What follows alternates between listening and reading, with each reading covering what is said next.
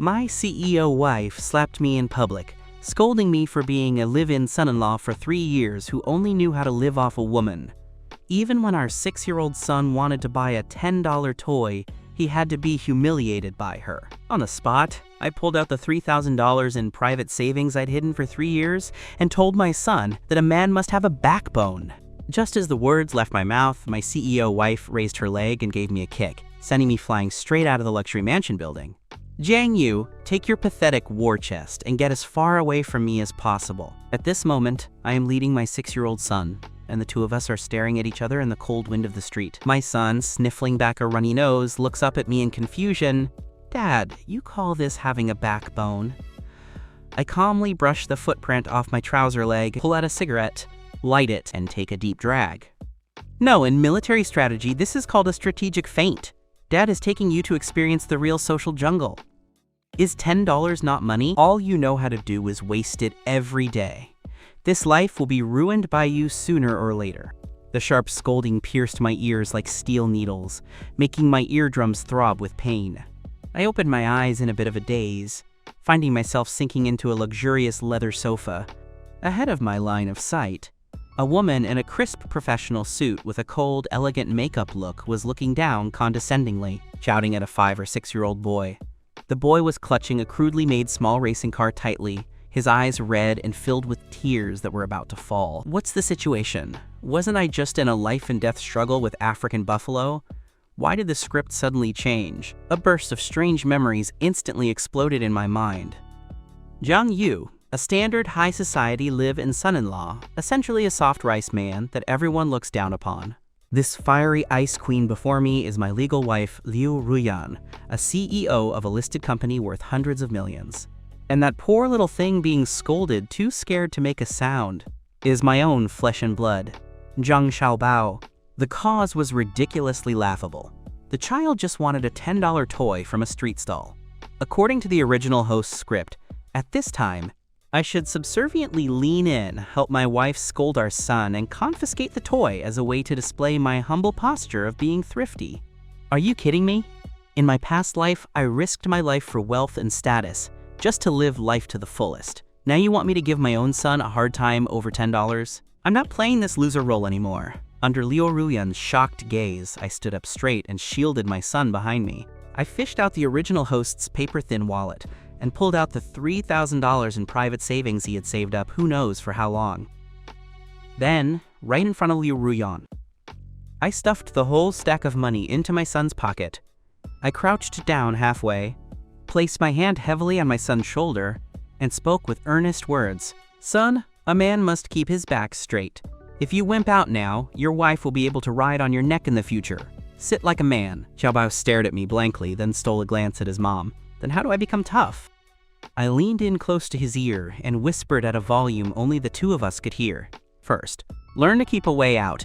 Keep this $3,000 safe. From now on, it's our strategic reserve fund.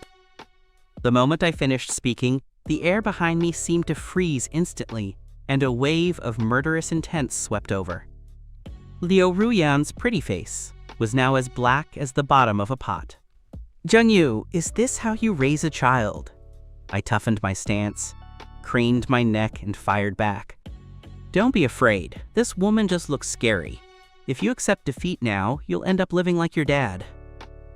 Before I could finish showing off, a slender but powerful high-heeled shoe accurately hit my backside. Ouch! Gentler. Don't kick the waist. 10 minutes later, my son and I, wearing 2 pairs of thin slippers, stood outside the villa's main gate.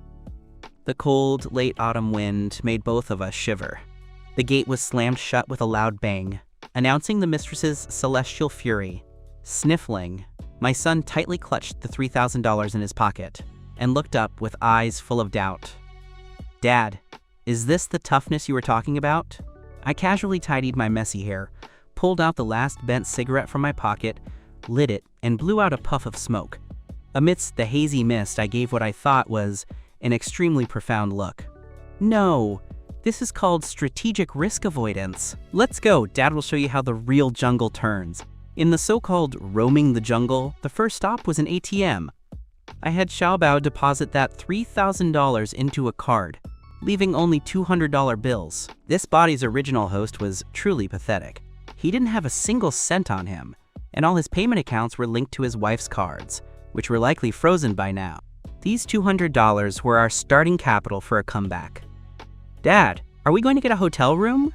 Xiaobao asked weakly, tugging at my $100 bill. "Staying in a hotel? That's for the nouveau riche. It doesn't fit our status." I shook my head and led him onto a bus, heading toward the old city district. A true man must learn how to use this bit of capital to grow more money.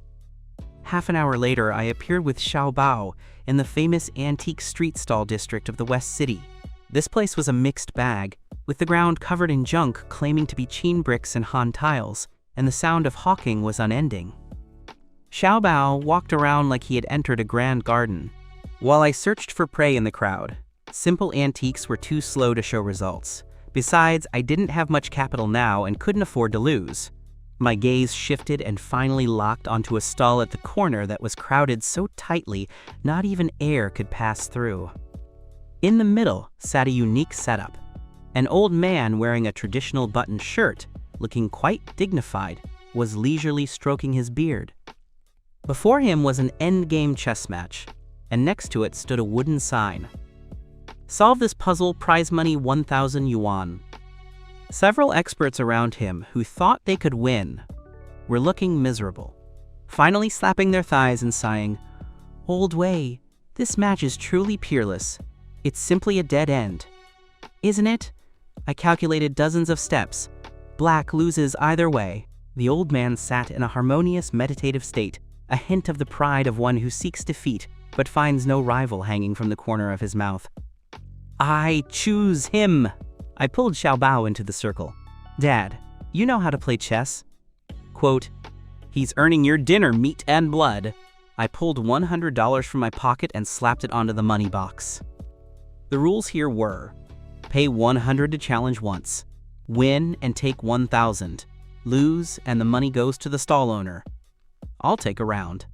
My voice was steady, but it caused the boiling crowd to instantly go silent. Everyone's gaze snapped toward me, first sizing up my slippers, then looking at the little tot by my leg. Mockery and aggression were instantly written all over their faces. Where did this weirdo come from? Wearing slippers and daring to challenge Old Wei while leading a kid? He must be desperate for money. "Another one here to deliver his head."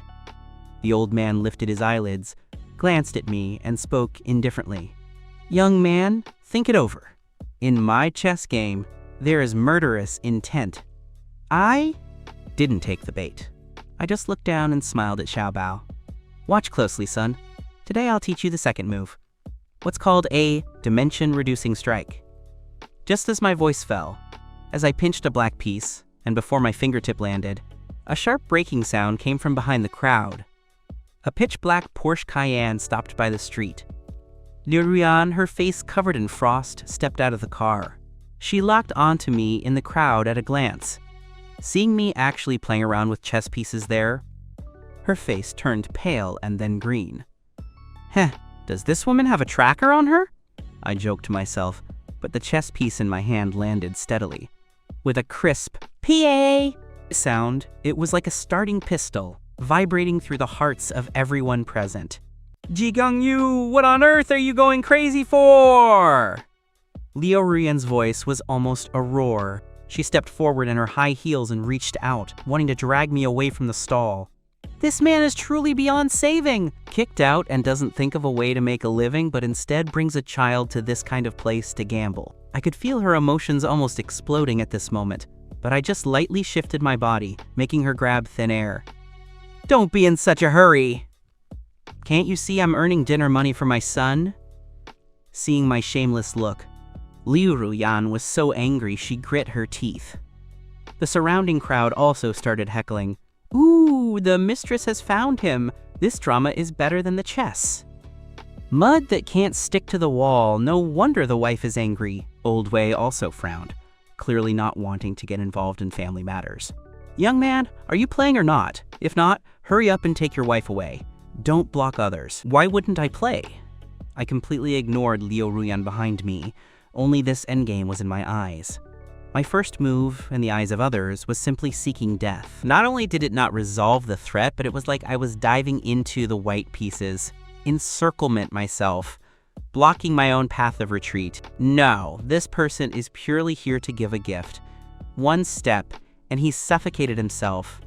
The level is truly pathetic. Liao Ruyan felt she had lost all face. She turned to leave, her eyes as cold as ice.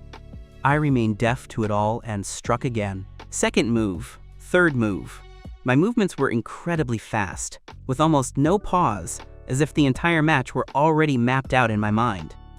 Every move seemed nonsensical, seemingly chaotic, but secretly hiding murderous intent. Old Wei was initially calm and composed, but when my third move landed, his expression changed. By the fifth move, his red old face began to sweat, and his hand trembled slightly. The tide in the crowd shifted. The jeering disappeared, replaced by a deathly silence. Lay people watch for the fun, but experts watch for the technique. Everyone was looking at Old Wei's face. It was a qualitative change from calm to doubt to horror. When my seventh piece landed, the layout on the board instantly turned upside down. Those black pieces that previously seemed wasted miraculously connected into a single front at this moment, like a vast net covering the sky and earth, locking the white pieces in. The dead game was alive. Not only alive, but carrying a momentum that could swallow mountains and rivers, wiping out the white pieces in one go. The momentum is gone. The whole board is defeated. The white piece in Old Wei's fingertips slipped and fell onto the board. He widened his eyes and stared fixedly at those pieces, his voice hoarse beyond belief. This can actually be cleared? You actually brought a dead game to life. The scene was so quiet you could hear breathing. I stood up, brushed the dust off my trousers, and casually stuffed that 1,000 yuan prize into my pocket. Then I took Xiaobao's hand and turned around elegantly. "Let's go, son. We're adding a side dish tonight." Liu Ruyan stood there blankly. She didn't understand chess, but she understood the outcome. That Zhang Yu, whom she treated like trash and who only knew how to do housework, had actually won against the chess legend in front of everyone. Just as we were about to leave, Old Wei suddenly stood up, his movement so large it almost flipped the stool. He grabbed my sleeve, his hand shaking uncontrollably and his eyes burning. "Sir, wait a moment. Your move isn't right. That wasn't a chess pattern at all." That was a strategic vision that treats the world as a void. It was the logic of top-tier Go. Who on earth are you? Being tugged by him, I curled my lip in a bit of annoyance. It was just borrowing a bit of the strategic logic from a Go saint of a past life. Is it worth getting this excited? Let go of me. I'm just an unemployed ordinary person with a kid. I tried to break free, but this old man's strength was actually quite significant. He wouldn't let go for anything. No. Absolutely impossible. Old Wei's face was red with intense emotion. This kind of vision, I have only ever seen it on a top-tier national player. An ordinary person could never even touch the threshold of this level. Sir, you must be a hidden master roaming the world. The surrounding crowd instantly exploded. Using Go logic to kill a chess endgame? That move is too slick. Albi! This big brother is really a hidden gem, wearing slippers, and he can second the whole field. Liu Ruyan stood to the side, her mind a complete blank.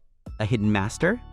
Zhang Yu? That Zhang Yu who couldn't even find a proper job, who spent all day around the stove, and who was insulted by her as being completely worthless? This reality was more magical than a novel. Seeing that I wouldn't reveal my identity, Old Wei anxiously pulled a glittering golden business card from his inner pocket and handed it to me with both hands, his attitude respectful to a frightening degree. "Sir, I am Wei Hai, the head of the Chess Academy. This is my private business card. Please, you must accept it. The Dean of the Chess Academy." A sound of gasping for air rippled through the crowd. Wei Hai. Could it be that chess world old maverick Wei Hai? My God. That is a big figure who can laugh and talk with high-level provincial leaders. Liu Ruyan's heart pounded wildly. She had heard the name Wei Hai too many times. How many cultural projects in Yun City depended on this old gentleman's nod? And now, this big shot whose eyes were usually above his head was looking at her worthless husband with a nearly humble gaze. I glanced at the business card. Lots of titles, quite a bit of prestige. The dean of the chess academy? This big leg was delivered just in time. I won't have to worry about meal tickets in the future. I had it all figured out in my mind, but my face still bore that look of being unfazed by favor or humiliation. So, seeing that I was interested, Wei Hai quickly struck while the iron was hot. My grandson has some potential in chess, but he's impulsive and is currently stuck in a bottleneck for the national tournament. I want to hire you at a high price to be his special tutor. Name your price. Liu Ruyan listened with a trembling heart. The Wei family's grandson, Wei Feng, was the genius youth of Yun City, and his coaches were all national level. Now, old Wei actually wanted to entrust this heavy responsibility to Zhang Yu? The world had simply gone mad. I stroked my chin and looked at Xiaobao next to me, whose face was full of admiration and whose eyes were sparkling. The money part is negotiable. I held up one finger. But I have one non-negotiable condition. Wei Hai nodded repeatedly. Please say it. Even 100, I would agree. I pointed to Xiaobao and my arms, the corners of my mouth curving slightly. I won't work in an office. I must keep my son by my side. Deep rewrite/script continuation. The Yun City Chess Academy was hidden in the quiet depths of the city center, a grand courtyard house with ancient charm. Those who could come and go here were either rich or noble, and all were celebrities. When I stood before the vermilion gates in my slippers, leading the equally unkempt Xiaobao, 2 security guards in crisp suits and full of prestige immediately blocked the way. Stop! Private property, no loitering. The look the guards gave was full of disdain, as if staring at 2 beggars who had walked onto the wrong set. The classic, judging the clothes, not the person. This trope truly never gets old. I wasn't in the mood to argue with them. I pulled out my phone and dialed Old Wei's number directly. Old Wei, I'm at your doorstep, but your gatekeepers won't let me in.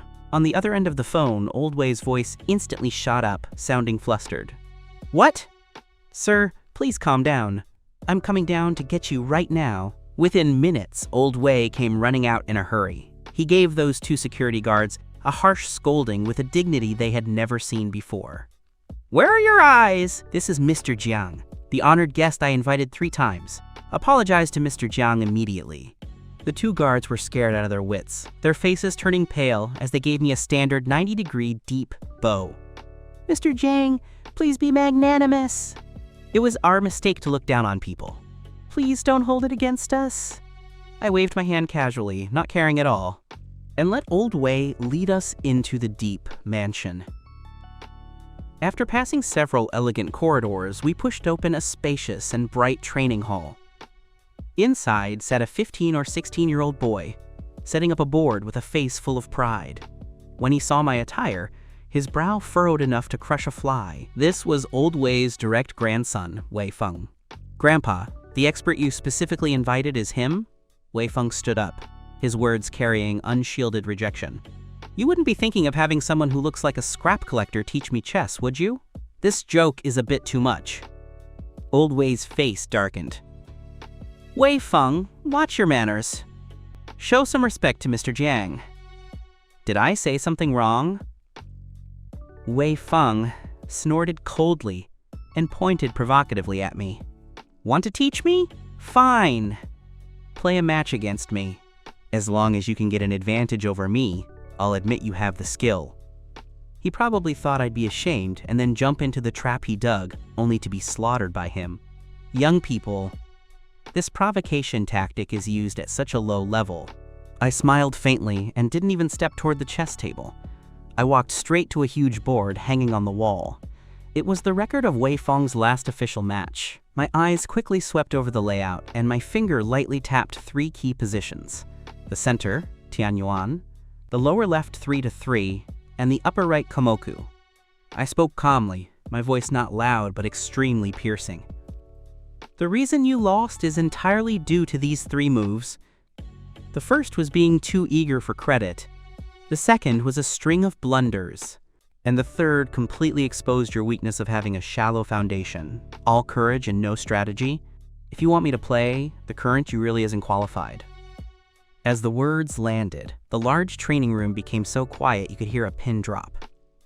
The arrogance on Wei Feng's face was replaced by shock and anger. Stop acting mysterious! You haven't even seen my match. How can you give blind directions?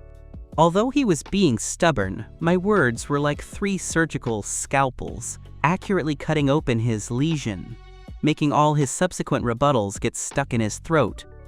The reason was simple. Every word I said hit the mark. And Old Wei, standing to the side, was like he'd been struck by lightning, frozen in place. He stared fixedly at the 3 spots I pointed out, then looked at me mechanically, his lips trembling, and even his fingertips shaking. He rushed forward and grabbed my arm, his voice even carrying a bit of a sob. Heavens! This is exactly what Master Zhang, a 9-dan from the national team, said during the post-match review. Not a single word is different. Wei Feng was now completely silenced. When he looked at me again, his gaze had changed from contempt to awe, and even hidden with a trace of inexplicable fear. In the following days, I started my lazy fish mode of bringing my kid to work. Every day, I threw a few of the most basic life and death puzzles for Wei Feng to practice, while I led Xiaobao around the academy at leisure. Occasionally, I'd hunker down in a corner to teach my son how to build models. Not only did Old Wei have no objection, but he also served up good tea every day and extremely readily prepaid a month's tutoring fee, a full 50,000 yuan. Carrying this huge sum, I led Xiaobao out of the academy without looking back. Dad, are we rich now? Can we go eat a big meal and stay in a big house? Xiaobao was jumping and cheering with excitement. Staying in a hotel and eating a big meal? That's a one-off deal, son. We have to broaden our horizon. I shook my head with a smile and led him onto a bus toward an old urban village. In a community with acceptable sanitation, I spent 2,000 yuan to rent a 1-bedroom apartment, 1 month's rent as deposit, plus 1 month up front, contract signed in seconds. The room wasn't spacious, but the lighting was great. The sunlight spilled in, feeling warm and cozy. Son, from today on, this is our first base. I slapped the shiny key into Xiaobao's hand. Xiaobao clutched that key, a symbol of stability, and didn't snap out of it for a long time. Turning around, I took him into the city's largest shopping center. I didn't touch those hollow luxury goods. I went straight to Toy City. I found that alloy transformer worth nearly 1,000 yuan that he had been eyeing for a long time but never dared to hope for. Without a word, I swiped the card and took it. Are you happy having this? Xiaobao hugged the toy box that almost covered half his body, his eyes bright like stars as he nodded frantically. Next, I went to the clothing section and bought several sets of comfortable sports and casual wear for the both of us, and conveniently threw that tight suit and foot-grinding leather shoes into the recycling bin. When I changed into a fresh white t-shirt and jeans and led my brand new son out of the mall, even the air felt sweet. That night, in that cozy little home, I used the brand new kitchenware to cook 2 steaming bowls of tomato and egg noodles. Xiaobao sat on a small stool, fiddling with the transformer with his left hand and slurping noodles with his right, the smile on his little face never having been so brilliant. Dad, the soft noodles are even tastier than the ones made in that old house. That's because we earned this with our own skills. I laughed and ruffled his hair. At this moment, I felt an unprecedented sense of peace in my heart. Meanwhile, in Yun City's top-tier luxury residential area, Liu Ruyan was staring at her phone's silent banking system, her elegant brows knitted into a tight knot. Ever since she kicked Zheng Yu out that day, she had swiftly frozen all supplementary cards. In her view, it wouldn't take 24 hours for a desperate Zheng Yu to obediently call back and beg for mercy. But 3 whole days had passed. No plea for help, no text. And the spending records for the cards were a clean 0. It was as if that father and son had vanished from the earth. A sense of inexplicable anxiety and loss of control hit her heart for the first time. She habitually opened the tracking system, the coordinates locked onto Xiaobao's phone watch. When she saw that location in the messy urban village, Liu Ruyan's face instantly turned terrifyingly dark. Liu Ruyan drove her eye-catching Porsche through the crowded, narrow alleys of the urban village that felt like a maze. The noisy street sounds and the strange looks from passers-by made her skin crawl. She simply couldn't understand how Zhang Yu could have the heart to bring a child to live in such a place. Following the location, she stopped under an old building marked by time. She didn't rush to show herself. Instead, she tucked the car into a hidden corner and watched coldly to see what would happen. She wanted to see what kind of tricks Jiang Yu was playing. She had even made up her mind that as soon as she saw her son suffering even a bit of hardship, she would immediately rush over, take him back, and give that unproductive man another piece of her mind. Unfortunately, the scene of father and son being miserable and hungry that she had envisioned did not happen. At dusk, as the sun went down, the silhouettes of Jiang Yu leading Xiaobao appeared. Both had changed into spirited sportswear. Jiang Yu was carrying fresh vegetables, and Xiaobao was tightly clutching a huge robot toy, chatting and acting spoiled toward his dad all the way. That appearance of having no barriers and genuinely enjoying themselves was something Liu Ruyan had never seen at home. Her heart involuntarily tightened. She followed them upstairs without a sound and stopped before that glowing apartment door. The door was slightly ajar, revealing a narrow crack. She held her breath and peeked inside through the gap. The small living room was kept in perfect order. Jiang Yu was wearing an apron in the open kitchen, his movements while chopping vegetables smooth and full of homely life energy. Xiaobao was waiting on a small stool by the stove, focused entirely on fiddling with his transformer, occasionally looking up to ask Jiang Yu for help. "Dad, I can't turn this arm at all. Don't use brute force, turn that slot counterclockwise. Just wait until you hear a click. It's drawn on page 12 of the manual." Jiang Yu's voice was as gentle as water. "Wow, really? Dad, you're simply invincible." The food on the stove was fragrant, and the room was filled with laughter. This harmonious, picture-perfect scene gave Liu Ruyan at the door a sense of alienation she had never felt before. She felt like an out-of-place intruder. In that house that was previously home in name only, this atmosphere had never existed. Jiang Yu was always the subservient background character. Xiaobao was always the timid one walking on eggshells, and she was always the queen giving orders. She had once naively thought that was the household norm for the elite class, but the warmth before her eyes completely shattered her perception. Just as she was lost in thought, the phone in her pocket suddenly vibrated, making her palm numb. She answered it somewhat frantically. It was her father calling. "Ruyan, I heard you kick Jiang Yu out? Have you lost your mind?" Over the phone, her old father's voice carried an unprecedented severity and urgency. "Dad, someone like him. What do you know?" "Do you know who he was with today?" "It was Mrs. Wei from the Wei family's chess academy. They personally called me and praised Jiang Yu to high heaven, saying he is a rare genius once in hundreds of years." Liu Ruyan's mind instantly emitted a sharp ringing sound. It was a complete blank. A rare genius? Jiang Yu? That freeloader she had looked down upon for 5 years? The finals of the Yun City Youth Go tournament were packed with people and cameras flashing. I had changed into a clean and sharp casual outfit and was lazily lounging in the friends and family section, watching Xiaobao play happily with his robot. As the #1 seeded player, Wei Feng was currently in the prep area adjusting his state, while Old Wei stayed by me, acting like an ant on a hot pan. "Mr. Jiang Yu, do you really not plan to give Xiaofeng 2 tips or a secret plan?" "What kind of tips?" I gave a long yawn. "The tactics were explained clearly yesterday. Just let him play freely. Whether he wins or not doesn't stop me from collecting my salary."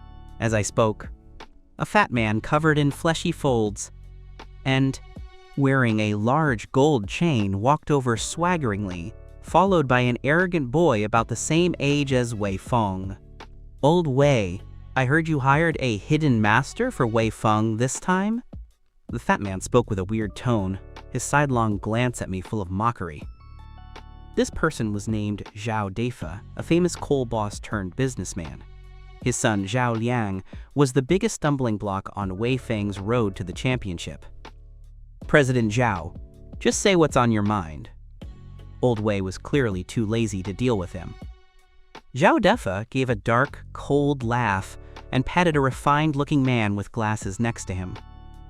"I spent $1 million salary to invite Coach Li from the provincial team to give Zhao Liang special training.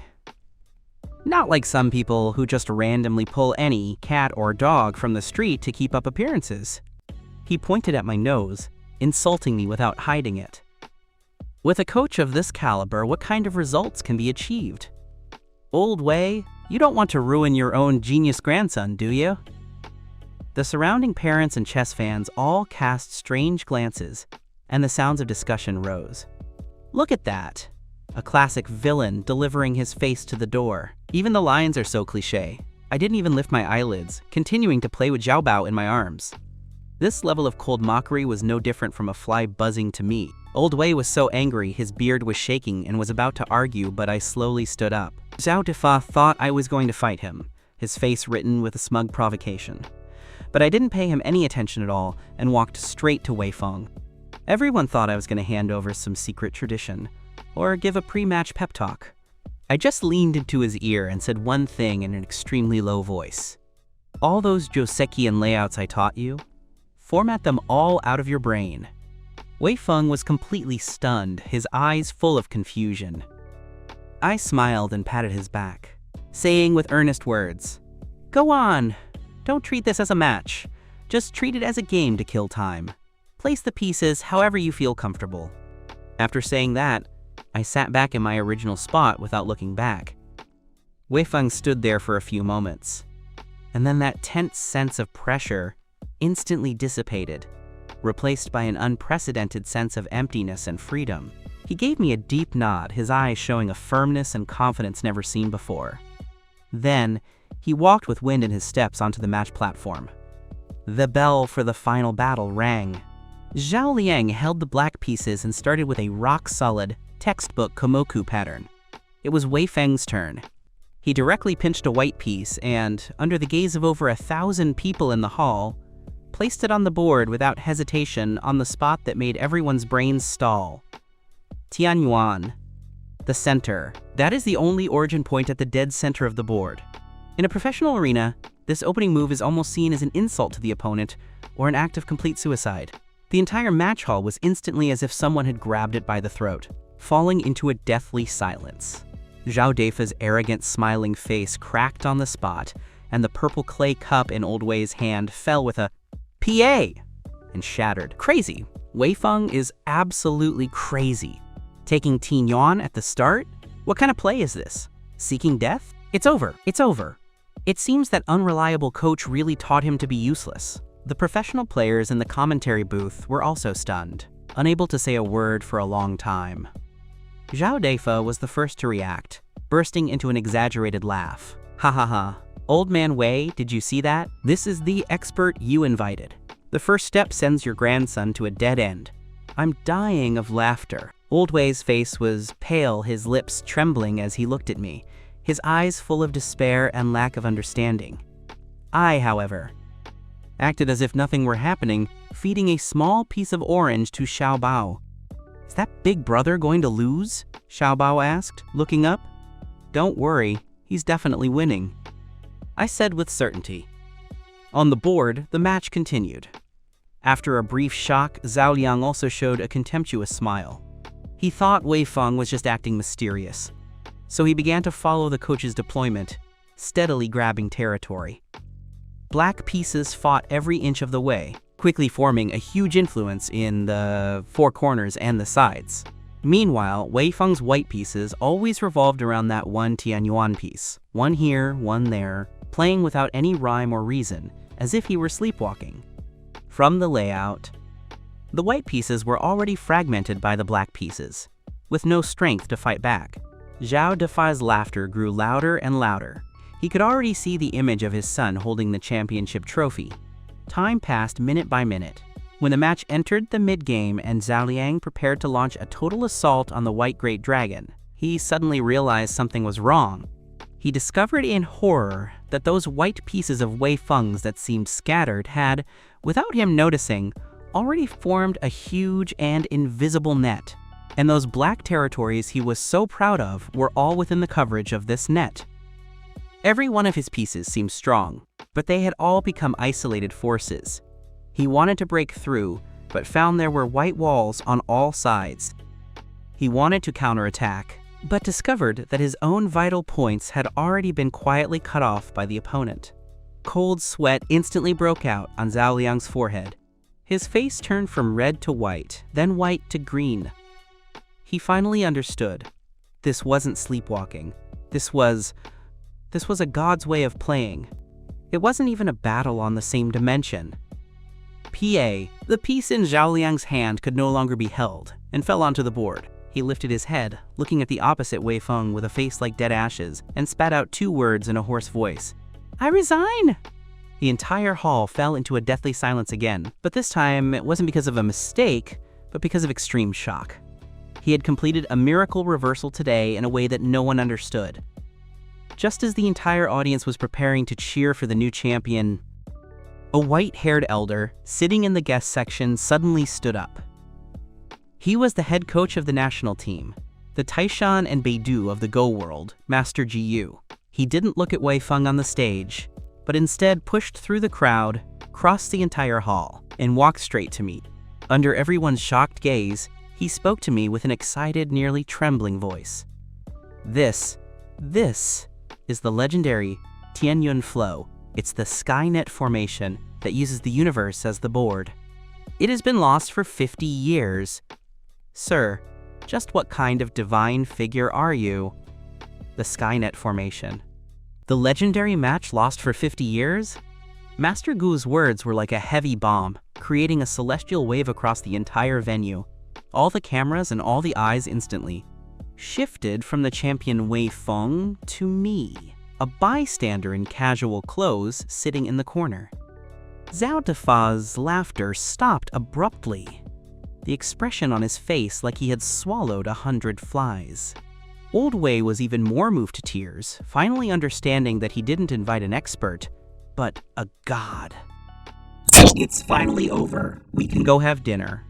I ignored everything around me, took Xiaobao's hand, and prepared to slip away. Let's go, son! Dad's taking you to eat KFC. Yay! However, before I had walked 2 steps, I was surrounded so tightly by frantic reporters and chess fans that not even water could pass through. Sir, are you the legendary Skynet successor? Master, please take me as your disciple. Meanwhile, Liu Ruyan's phone was about to explode. Ruyan, your husband is on TV. No, he's on the altar. President Liu, your man is too low profile. He's actually a master-level figure that even Master Jiyu has to call. Sir! Message after message, call after call, made her brain completely crash. When her father roared in a voice that was almost a scream, "Do you know that the entire top-tier circle of Yun City has exploded? The Li family, the Wang family, even the big figures in the province are frantically asking who this Mr. Jiang is. And he is your husband, the husband you kicked out of the house, you fool." Liu Ruyan could no longer sit still. She rushed out of the company like a madwoman, driving through several red lights to get to the match venue. She broke through the crowded audience and finally saw the man everyone was surrounding. She thought she would see a Jiang Yu who was full of spirit and enjoying the adoration of 10,000 people. But what she saw was Jiang Yu having finally squeezed out of the crowd, squatting on the curb outside the venue, carefully tearing open the wrapper of a popsicle and handing it to Xiaobao next to him. The afterglow of the sunset spilled over him, plating him in a layer of warm gold. There was no trace of the pride or arrogance of becoming a focus figure on his face, only the purest, gentlest smile as he looked at his son. Quote, "Eat slowly, don't choke." Dad, you eat too. Xiaobao held the popsicle and stood on his tiptoes to feed it to Jiang Yu. Jiang Yu smiled and took a big bite, and the father and son laughed together. In that moment, that mysterious master being searched for by the entire high society, and this destitute man, squatting on the roadside, sharing a cheap popsicle with his son. The 2 silhouettes overlapped in Liu Ruyan's eyes. An emotion she had never experienced hit her heart like a heavy hammer. It was the mediocrity she had always looked down upon most, yet it radiated a happiness she had never possessed. All her pride and all her sense of superiority were crushed to pieces in this instant.